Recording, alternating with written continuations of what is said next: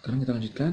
Sekarang ketidakidealan yang lain adalah input bias current atau arus input bias. Arus input bias ini biasanya terjadi pada tip OPM yang tipe bipolar, contohnya 741 ya. Dari mana asalnya? Daripada arus basis yang muncul pada BJT, pada bipolar ya, contohnya ini ya. Pada inputan ini, nah ini kan ada arus basis. Seharusnya pada OPM kan kita tahu bahwa hambatan inputnya besar sekali, tidak ada arus sama sekali kan, yang ideal. Nah tapi sebenarnya ada arus nih, arus bias. Itu terjadi pada OPM yang tipe bipolar. Jadi seperti ini ya, ada arus yang masuk pada inputannya.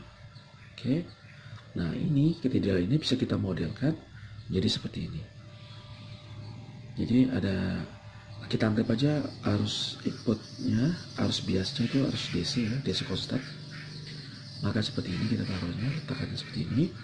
Dan ini adalah yang idealnya. Ini jadi ideal. Sedangkan ketidakidealan tadi kita modelkan dengan arus basis, arus bias seperti ini. Ya, masing-masing pada input ada arus bias. Gitu. Bapak kan arus biasnya masuk ke dalam. Ya, karena ini kita modelkan, berarti ini jadi ideal. Kalau ideal kan tidak harus masuk. Nah harusnya ngalir kemana? Harusnya ngalir ke ground gitu ya. Kita modelkannya gitu loh. Oke, arus pada basis ini udah ya, pada ini akibat dari OPM BJT. Pada CMOS OPM arus bias sangat kecil, maka bisa kita anggap sudah mendekati ideal. Besar arus bias dapat dilihat pada datasheet, yaitu sekitar beberapa mikroampere. Efeknya apa sih arus bias? Oke, efeknya apa? Misalkan kita angkat pada rangkaian non-inverting. Rangkaian non-inverting seperti ini. Kemudian kita kasih arus bias IB2, IB1 untuk sebagai pemodelan arus bias current, arus bias current, arus input bias ya. Jadi kita kasih di sini, kemudian pada non invertingnya kita kasih di sini juga, ya, sama seperti ini kan. Ya. Nah sekarang OPM ini berarti jadi ideal ya. Karena ini dia tidak ada arus masuk, IB1 tidak masuk ke sini, dia ke F1, maka IB1 tidak pengaruh pada rangkaian ini. Sekarang pada rangkaian IB2, ya bukan rangkaian IB2, pada IB2 apakah IB2 pengaruh? Karena ini udah ideal ya, berarti arus IB2 tidak mungkin berasal dari OPM. Maka arus IB2 ini pasti berasal dari node A ini, ya kan? Nah, apakah dia berasal dari R1 atau dari R2? Gitu, sekarang kita lihat. Kita gunakan superposisi ya. Gunakan superposisi seperti biasa. Kemudian kita sinyal inputnya kita nolkan. Nih, kita groundkan ya. Sinyal input yang ini tadi kita nolkan. Sekarang jadi ground. Oke, sekarang kita lihat. Nah kalau ini udah ground, IB1 tetap tidak pengaruh ya.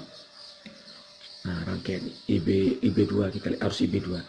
IB2 pasti mengalir dari R1 atau enggak R2. Sekarang apakah dari R1? Kita lihat. Karena IB1 di inputan sini adalah 0, di ground ya, maka tegangan A, tegangan node A ini juga 0. Kalau tegangan node A juga 0, berarti tegangan R1 ini tidak dialih arus. Kenapa?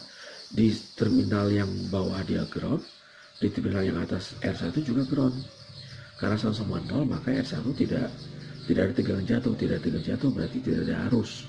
Maka arus IB2 ini harus berasal dari R2 atau berasal dari Vout, kan?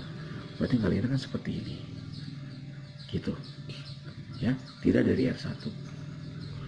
Oke, kalau ngalir dari Vout, maka ada tegangan jatuh pada R2. Akibat dari IB2 ini, tegangan jatuh pada R2 adalah IB2 kali R2, gitu ya. Nah ini ya, kita lihat di sini harus mengalir dari IB2, maka ini jadi tegangan jatuh di sini kan, tegangan jatuh akibat dari IB2 arus bias current ini, maka ada unsur DC sebesar IB2 kali R2 ini. Nah, gitu. Sekarang quick fixnya, cara memperbaikinya gimana? Bagaimana cara memperbaiki ada akibat arus bias ini pada non-inverting amplifier? Ini ya, akibat arus biasnya. Gampang. kita ingin agar bagaimana jika pada input Vin, ya pada input Vin yang ini, yang non-inverting ini, oke, kita coba hasilkan sebuah sumber tegangan yang secara seri dengan inputannya ini. Kita hasilkan semuanya itu. Jadi kita coba hasilkan sebuah tegangan kecil yang secara seri dengan inputan non-inverting. Oke. Nah, kita tahu bahwa sumber tegangan ini nantinya akan dikuatkan saat sampai di Vout. Jika polaritas dari tegangan tambahan tepat, diharapkan Vout IB2 kali R2 dan tegangan tambahan kita tadi akan saling meniadakan, sehingga dia efek arus biasa menjadi 0. Tapi ingat, dengan asumsi IB1 sama dengan IB2. Ini merupakan pendekatan yang masuk akal ya, biasanya seperti itu. Bagaimana cara menghasilkan sumber tegangan kecil secara seri dengan input ini? Nah, ini dia caranya. Ingat ya, ini tadi input ya, inputannya kan melalui sini. Ingat, non-inverting, inputannya kan pada inputan non-inverting kan, berarti sini. Ya kan? Ada inputan sini kan. Nah, ini merupakan usaha kita untuk menghasilkan sebuah tegangan seri dengan ini, dengan inputannya, dengan tujuan agar mengcancel yang ini tadi, mengcancel IB2 kali R2. Oke, bagaimana sih? Ya, nah ini dia. Kita tambah rangkaian paralel paralel resistor S1 dan R2, jadi besarnya sama dengan ini. Oke. Nah, kemudian seperti biasa, untuk melihat efeknya apakah berhasil apa enggak, sinyal inputannya kita nolkan. Nah, setelah kita nolkan, maka kita analisa.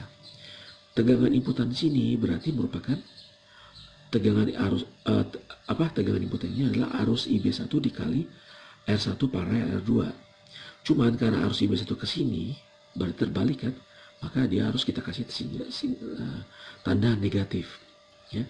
Berarti tegangan di sini adalah min IB1 dikali R1 paralel R2.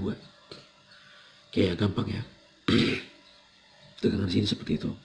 Sekarang kita gunakan superposisi. Kembali kita gunakan superposisi. Apakah kita bisa menghilangkan efek arus biasnya atau enggak? Kalau mau superposisi berarti pertama ini kita on kan, kemudian ini kita off kan. Kalau ini kita off kan berarti rangkaian jadi seperti yang ini kan. Jadi rangkaian seperti yang ini. Ya. Tegangan inputan ini adalah, ingat tadi, min IB1 kali R1 per R2. Berarti Vout-nya adalah R2 per R1 plus 1 dikali V input ini kan.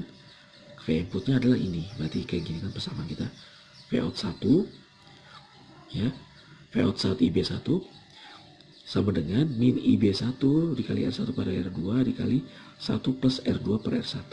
Ini ya. R2 per R1 dari yang ini. Oke, dapat. Kemudian kita matikan yang ini, kita nyalakan yang ini, maka rangkaian jadi seperti ini kan. Jadi seperti ini rangkaiannya. Oke, kalau jadi seperti ini, kira-kira Vout-nya apa? Vout-nya adalah kembali menjadi IB2 kali R2. Loh kok iya? Kenapa gitu Pak? Ya iya. Kembali kita analisa. Yang seperti yang tadi, karena ini digroundkan, maka ini kan 0. Maka tegangan sini kan 0. Tegangan sini 0, ini 0 berarti kan? Ya. Ini 0 kan? Ini 0, ini juga 0 tegangannya. Berarti tidak harus yang mengalir ke R1. Kenapa? Ini juga 0.